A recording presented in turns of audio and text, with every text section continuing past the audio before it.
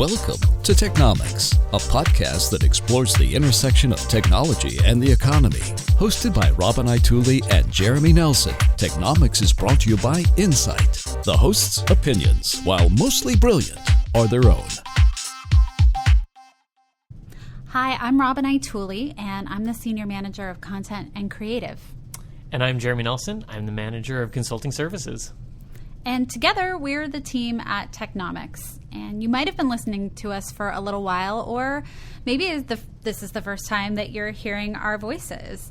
But bottom line is we're tech nerds who are really, really interested in the way that technology is shaping the economy and economies are shaping around technology. Absolutely, and it's a fun opportunity we have to come together and chat every week and hopefully share some of our thoughts and insights with all of you, and we hope you'll continue to come back.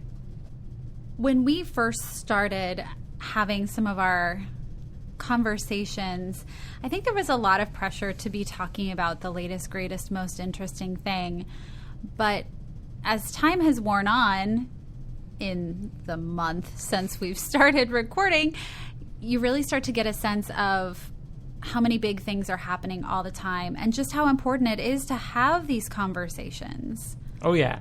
We go back to TechCrunch or some of the websites we use as reference material, and trying to find an article that I read 3 or 4 days ago is almost impossible. It's just a continuous stream of new and big announcements coming out. And even though there are lots of voices in the technology space, I feel like for the company we work for with Insight, we have such a unique position since we work with companies of all shapes and sizes to try and help them navigate the ways to have a more intelligent technology perspective and to truly get their businesses to a more intelligent operation. Meanwhile, we also get to have these really rich relationships with the biggest technology innovators on the planet. So the little perch that we're on in the channel is just such a neat place to be watching all these paradigms shift from. Oh, I couldn't agree more. Having come from an enterprise where I worked on a specific environment day in and day out, and all that I knew was that little microcosm of technology, pales in comparison to the exposure and the cool stuff that I get to see on a day-to-day basis here at Insight. So today we're going to have a little fun, a little bit of a retrospective, and given that the world moves so fast, we can already do that. 1 month in, a whole whopping 4 weeks. Right. Well, I have an infant, so, you count life in months, and that's so where I'm at right now. So it's this a significant period of time. It's like a little birthday, really. Yeah, Somebody absolutely. Get out the onesie that has the 1 month sticker on it. What were you thinking when we sat down and turned on the mics for the very first time? I literally had no clue. I didn't know what to expect. I've been listening to podcasts for probably 8 years now, and always been intrigued, always loved them, loved consuming news and, the humor. So I was excited to be a part of that, elite group, but I had no clue what to expect. So you've been a big fan of podcasts. I too am a huge fan of podcasting. Who have you been trying to emulate in your co-host duties? That is a good one. I think if I were to look at all the different people that I listen to, there's two that I most identify with. It's probably Larry Herb from the Xbox the Xbox podcast. He is one of my favorites. He has a background in radio, so I think that's fairly safe to kind of model after him. And I also love Leo Laporte from Twit. So those are two of my favorite podcasters. How about you? Who have you been modeling after? David Plotz of Political Gabfest from Slate and Panoply. I think he is riotously funny and such a good moderator, right? I mean, he plays host to a lot of controversial conversation and still helps the crowd maintain the balance and get something meaningful out of it, no matter what perspective they come from. And technology, while there is not as much vitriol as politics, still has so many perspectives to be examined. And so he's one that I have kind of looked to. Another one of my favorite hosts is Manoush Zomorodi.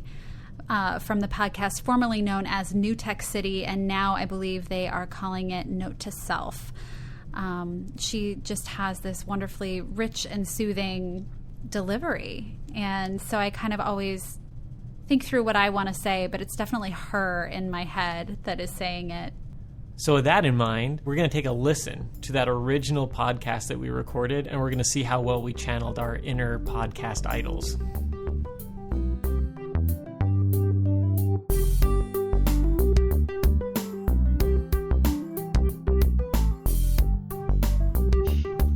The actual message that pops up when you do that, by the way, it says, avoid legal snags by letting people know that they are recording. Really? It says that? Yeah. All right. So here we are. Technomics, episode 0. We are recording. Ish. All right. So who are we? Technomics. Yeah, it's kind of a made-up word, but it's a very real thing, and there's no denying that technology is having a direct and profound impact on the economy. There's also a clear economy of technology. In fact, there's many of them. And that's what we do here, and this is how we're going to break down the nuances of technology and the economy and how they're affecting our lives. My name is Robyn Itule, and I'm the Senior Manager of Content and Creative here at Insight. And I know just enough to be dangerous when it comes to technology, and I'm nerdy enough to admit an all-out fascination with how technology is changing the way that we live and work. And I'm Jeremy Nelson. I'm a manager of the professional services team here at Insight. And I've actually been in IT for over 18 years, working on the technology side. And I enjoy everything about technology. Love the way that it changes our world, the way that we think, the way that we look at things, and obviously the way that it continues to drive business. So together, we're going to be exploring the technologies that are driving the economy and the economies that are building around technology, from software and devices to policies and peculiarities. Technomics is going to be a closer look at the push and pull between the impact of technology on work and life and economic drivers that make it all possible. So let's break this down just a little bit, shall we?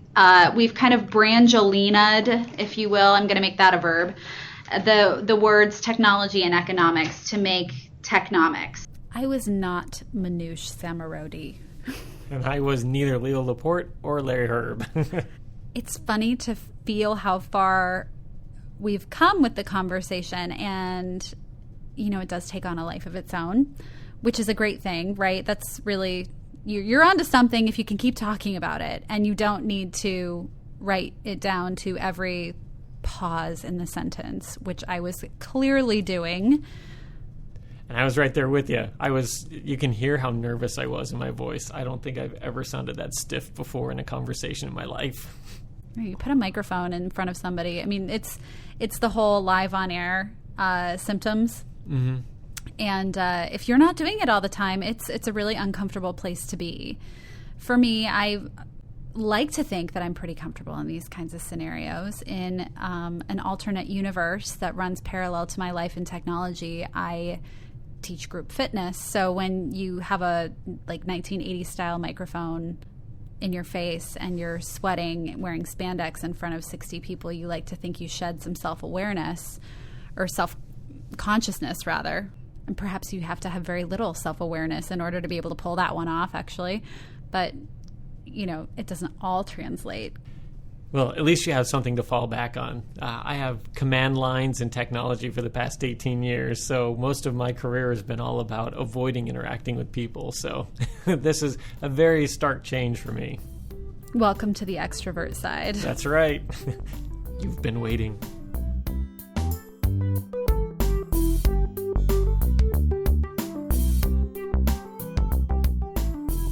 Economics has traditionally been defined as a social science that studies how individuals, governments, firms, and nations make choices on allocating scarce resources to satisfy their unlimited wants. Economics can generally be broken down into macroeconomics, which concentrates on the behavior of aggregate economy, and microeconomics, which focuses on individual consumers. And technology is traditionally defined as the purposeful application of information in the design, production, and utilization of goods and services, and in the organization of human activities. So how are we going to define technomics? It's really a social, kind of a social science that studies how individuals, governments, firms, nations, purposefully apply information to make choices about allocating resources, to satisfy their wants. We should have just stopped at Brangelina. That was pretty funny. I still remember that first day, and you actually Brangelina'd. You actually said that, and I'm like, oh, this is going to be fun. Yeah, reading definitions is clearly not advised. I think that's it's defined in Public Speaking 101. Do not start off with Webster Dictionary defines it as. We need no justification for the name of our podcast. I stand staunchly by it. And also, it seems like Technomics is actually more obvious on its own than with the official definitions. I mean, it's really an interesting premise to consider technology as a social science because it's just like economics. There's so many theories and philosophies to approach the practice. And technology, it really is the same way. You've got your Apple users, you got your Android users, you got your Windows users. You're going to tell me those aren't philosophies for life? I mean, they're almost their own individual religions, right? Pretty much. Oh, we were almost onto something there. I think the idea of it is really true. Isn't there a website called Cult of Mac? Like, again, you could have just stopped it at the pretty universal examples. It's setting up the whole thesis, but it's trying so hard. So hard. So hard. There's a very real impact, especially if you're talking about business. Last year, the biggest companies spent $895 billion in technology. That kind of spending has a potential to change a lot of futures and fortunes. And that's just businesses, right? Absolutely. Although consumer technology is really only anticipated to grow by about 1% this year, that total is really only expected to be about just over $1 trillion. Pocket change. Pretty much. We joke, obviously, when you're talking about nearly $100 billion in business spending and more than $1 trillion in consumer spending, that is some serious economy. Thank you. And the drivers for that economy are all about how technology is becoming seamlessly integrated into our lives from the very second we wake up to the moment we go to sleep. And frankly, in between, because I actually do use my phone as an alarm clock. And you take it even a step further, right? As we talk about technology, the way that it's gathered, the way that it's used for making decisions, the prevalence of wearable technology that collects, calculates, and provides information, even when you're sleeping, to some of these firms, is becoming more and more prevalent and real in our world today. We are our data. Absolutely. You can feel where the script stopped, can't you? It's pretty stark. I was sitting there listening and I thought, this sounds a lot like an old Colgate show from the 30s. Like I was watching that Christmas Story movie. I thought I was watching like a ShamWow infomercial. ShamWow. Awesome. I just wanted to say ShamWow. I was holding that one for a few minutes.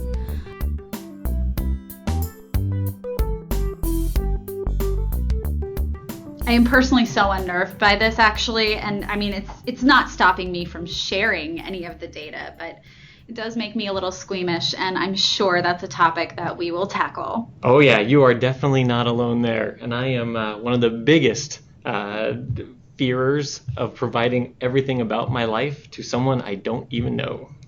And that is such a driver of economies, right? We look at consumer confidence as being one of the major measures of how successful our productivity is. And with technology making us feel squeamish, causing us to be fearful, and yet at the same time fearlessly diving into the unknown to try things like wearing wearables day and night continuously to understand ourselves as humankind a little bit better. That is what is at the core of this for me, is that it isn't as much about the technology as it is about the people who use it. Yeah, and as we talked about earlier, the social experience or the social aspect to all of this is that the way that technology is shaping the way that we look at life, the way that we think about privacy is completely changing. You put this piece of technology in your pocket and you install an app on it, and that app collects untold amounts of information to you and provides it to an entity you've never met, all guarded with a very extensive legal legal agreement that you usually just click an agree button without ever reading. And the convenience that we get from these devices and the technology that it provides, studies have shown that it's changing the way that people feel about privacy and their comfort level with being able to give that information away without even thinking about it. So I think that probably the most important statement of that entire first conversation comes in that last little bit there, and it's about the people. We talk about technology, we talk about economy, but really all of those things are central to how we interact with each other. And it makes this whole conversation so much more human, because what we do here, I think a lot of people in our organization don't look at the tools we provide or the services that we're capable of as being the outcome.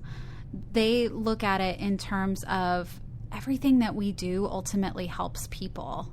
I couldn't agree more. Our senior vice president, Michael Mond, has said this many, many times in town hall meetings that he's held, where when he wants to know about a client, he doesn't want to know about numbers. He wants to know about them. He wants to know about what their goals are. He wants to know about how the services and the products that we're providing are helping them manage their business and become more successful.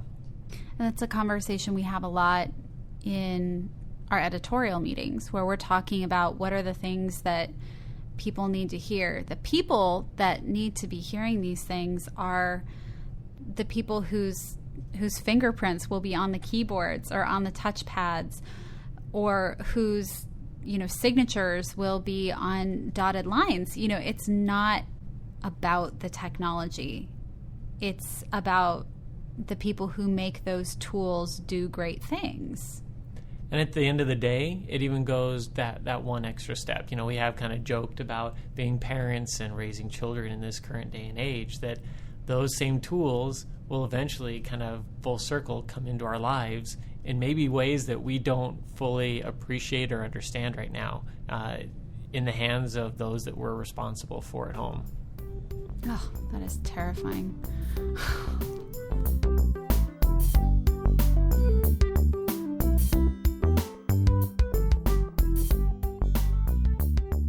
This is just some of the topic matter that we're really going to dive into and bring some other great minds into the conversation to help shepherd us along, help us learn a little bit more, and really engage in this whole new social science that we're calling Technomics. Technomics.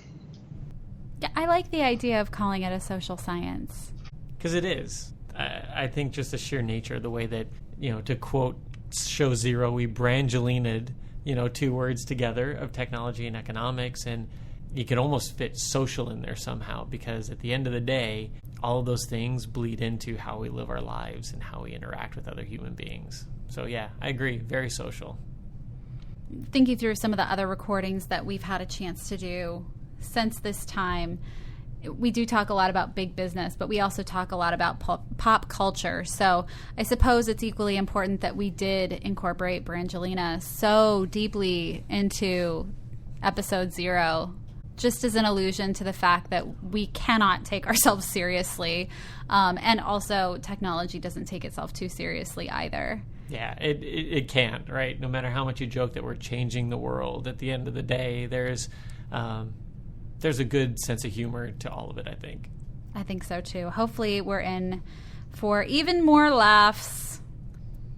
So we hope that you will join us on this social science experiment and listen to a few of the other episodes that we have out there already. You can find us on iTunes and on Stitcher, and we surely hope that you'll subscribe. I'm Robyn Itule. And I'm Jeremy Nelson. And together, we're Technomics. Thanks for listening. You can find all of our shows on iTunes. Join us next time for another episode of Technomics.